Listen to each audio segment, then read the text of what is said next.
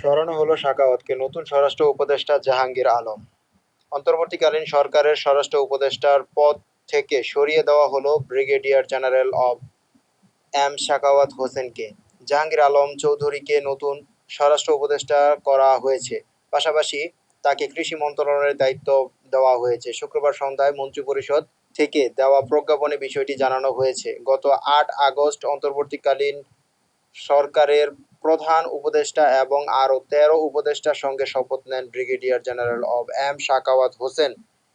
আর আজ লে জে অব জাহাঙ্গীর আলম চৌধুরী শপথ নেন। তিনি ছাড়াও অন্তর্বর্তীকালীন সরকারের শপথ নেওয়ার নতুন দুই উপদেষ্টার মধ্যে দপ্তর বন্টন করেছেন সরকার। নতুন উপদেষ্টাদের মধ্যে ওয়াহিদ উদ্দিন মোহাম্মদকে পরিকল্পনা ও শিক্ষা মন্ত্রণালয়, মোহাম্মদ ফজলুল কবির খানকে বিদ্যুৎ জ্বালানি মন্ত্রণালয়, সড়ক ও সেতু মন্ত্রণালয় এবং রেল মন্ত্রণালয় দায়িত্ব দেওয়া হয়েছে।